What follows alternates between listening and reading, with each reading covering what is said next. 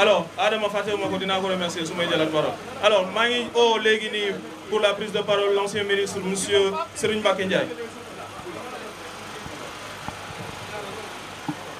waa asalaamaaleykum mbokk yi maa ngi leen di nuyu di leen sant di rafetlu la mobilisation d'aujourd'hui di leen dénk également et mon prédécesseur wax na ko léegi quelle que soit la situation ak lu munti xew suñu xol tàng na suñu xol fees na mais ni ngeen ko defee tey il faut continuer à se battre dans la paix et rien que la paix.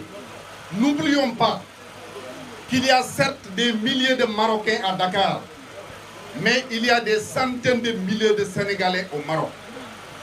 Les peuples n'ont pas de problème. Décision boo amee ça n'émane pas du peuple marocain, ça n'émane pas du peuple sénégalais, ça émane peut-être des autorités judiciaires, administratives ou politiques marocaines. Donc restons dans ce cadre. beneen bi ci des dégg nañu nos autorités c'est vrai def nañu effort yëpp parce que premier ministre wax na ni lépp lu ñu mënoon def nañu ko mais ñun dañ leen di fàttali lu ñu leen waxoon dès le départ tey situation bi à mon humble avis il n'y a que la diplomatie religieuse pour régler ce problème ku xam Maroc xam na le royaume chérifien fan la teg la tarixa Tidjaniya man personnellement def naa ay démarches auprès de certaines familles religieuses qui sont disposées aujourd'hui à intervenir mais réew mi dafa am boroom kër gi dafa am boroom c'est la raison pour laquelle pour la énième fois je demande à son excellence monsieur le président de la République de mettre en branle cette diplomatie religieuse jiite ko ci le représentant du khalife général de Tivaouane mu Serigne Babacar Sy Mansour ndax bi suñu bàyyi ba Alaaji Abdou Sy génne àdduna les Marocains dañu mettre le drapeau en berne loolu wane na fan la ñu teg la xat tarixa Tijaaniya bu ngeen demee Fès gi nga xam ne dañ koy ziyaare ji fa ñuy ziyaare ji El Hadji Abdou Aziz Sy ak Taïbu Ndiaye ñoo ko defaraat ba Sénégalais yi di fa munti dem kon ñooñu am na fu ñu teg les Sénégalais kon may ñaan ñu jël le représentant de Serigne Babacar Sy Mansour boole ko un représentant des Layènes de la famille omarienne et des Niassènes ma kitaabu ni parce que j'ai beaucoup d'amis dans la famille royale bu délégation boobu demee au Maroc bu ñuy ñibbis dañuy ànd ak suñuy doom maa ngi leen di gërëm di leen sant wasalaam. Merci monsieur. Alors ñuy invité ici le président de la Ligue sénégalaise des droits de l'homme monsieur Denis Ndour.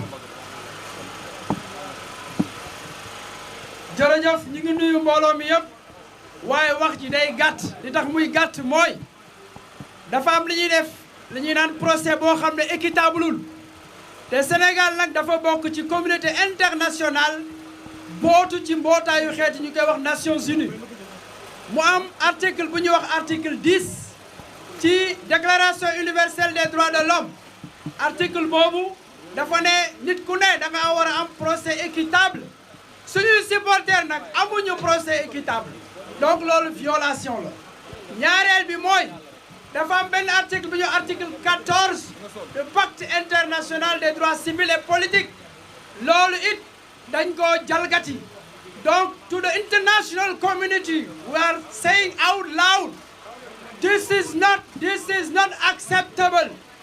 The Senegal is a part of the international community, member of the United Nations.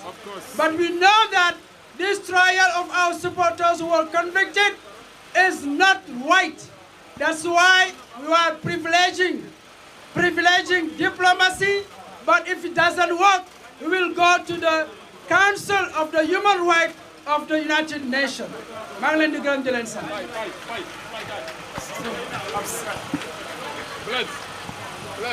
Alors, merci beaucoup. Nous avons invité le porte-parole de la Fédération sénégalaise de football et président de la commission communication de la Fédération sénégalaise de football, M. Bakary Cissé. Merci beaucoup.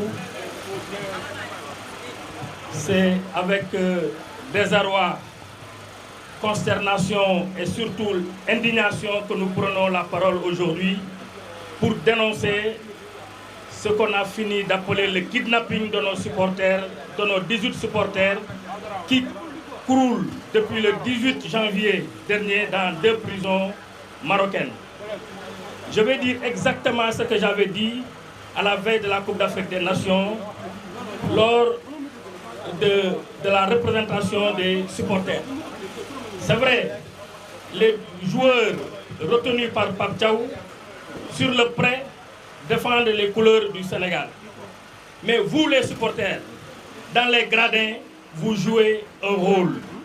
Non seulement vous vendez le spectacle, mais vous vendez aussi la culture sénégalaise.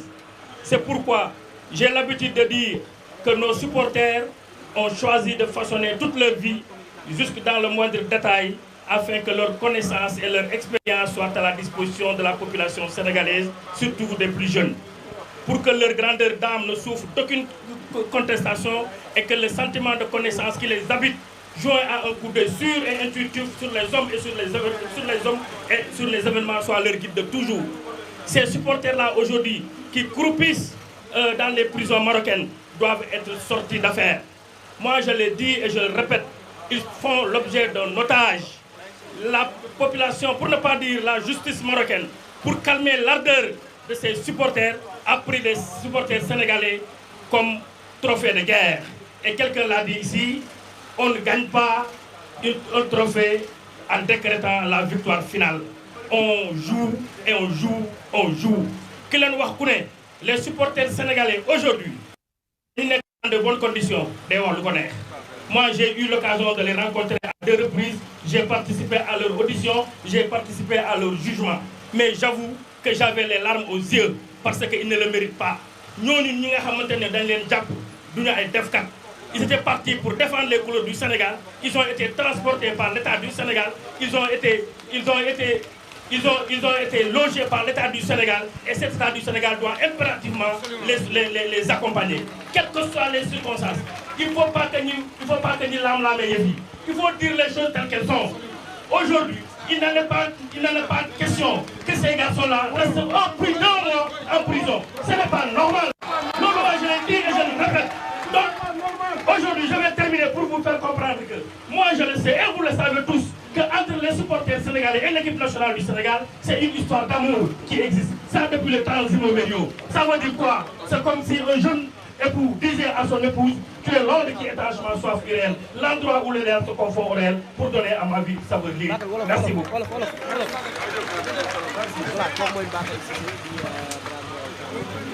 Merci beaucoup, message bi fort na. Alors, dañuy inviter M. Ousmane Sarr, activiste, à faire son mot. Ñuy wax fàttali ne M. Babacar Ndiaye ak M. Madi Touré se préparent pour leur prise de parole. Babacar dafay surseoir prise de parole, c'est ça? Alors, Ousmane Sarr.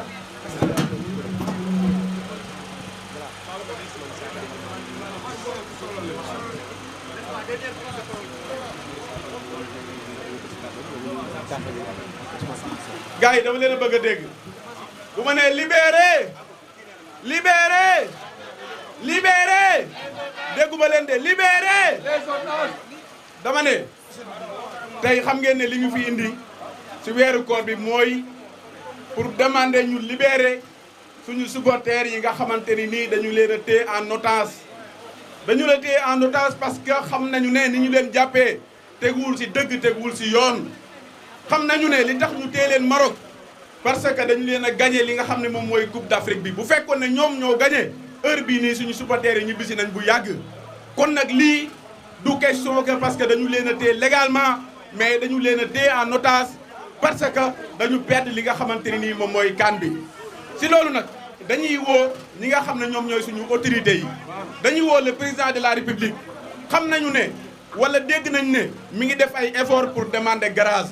mais dañ koy ñaan mu gën a doubler li nga xam ne moom mooy effort yi bu fekkee ne nag royaume bi Maroc dañu lànk ne duñu libérer ñi nga xam ne ñoom ñooy suñu otages yi ñu téye am na ay voies juridiques yoo xam ne yu légal la mu nekk ay convention d'entraide judiciaire yoo xam ne dafa dox entre Sénégal ak Maroc parce que nag bu fekkee négocier nañ ba sonn mënuñ ci dara nañu jaar ci voie juridique bi bu ko defee ñu jëli leen indi leen parce que ci convention yooyu dañu wax lu leer que ne diggante Sénégal ak Maroc bu fekkee dafa am ay doomi réew yoo xamante ni nii kenn ci ñoom dañu leen a téye condamné leen ba tëj leen li nga xam ne moom mooy peine de prison mën nañu jaar ci convention yooyu pour indi leen def lu ñu tuddee transfèrement de détenus kon loolu la ñuy sàkku ñu def ko parce que nag wax dëgg yàlla boobu ba léegi ñu ngi wax di négocier beneen bi aussi fi may daanalee mooy bu fekkee ne dañu am fédération sénégalaise de football am ay joueurs yoo xamante ni nii ñoom ñoo taxoon supporters yi mobilisé wu dem te boobu ba léegi nag dañu gis ne dañu nekk ci silence bu métti te loolu du dëgg du yoon am na nag quelques personnes yoo xam ne gis nañu leen mais ñi nga xam ne déggu leen ñu wax ci loolu ñu def jaaduwul parce que ñoom ñoo tax ñu téye ñooñu supporters yi dañu nekk ci kaw tribune bi tayle li nga xam ne moom mooy seen bakkan def lépp lu ñu mën pour Sénégal mën a gagné kon ñooñu noonu tey bu ñu leen jàppee léegi mu bat ñaari weer ñu tëj leen ci kaso bi ñoom déggul leen ci loolu du dëgg du yoon fédération bi aussi yor coupe bi di wëndeelu ci dëkk bi neex na lool foo dem wan leen li nga xam ne moom mooy trophée bi waaye nag taxawaay bi ñu waroon am suñu supporters yi taxawaay boobu dafa des nañ ko waxte dee taxawaay bi ñu waroon a am dafa des parce que niñ ci war a waxee waxuñu ci ñu ngi ci leneen te loolu c'est pas du tout normal kon nañu libéré ñi nga xam ne ñoom ñooy les otages yu ñu téye au Maroc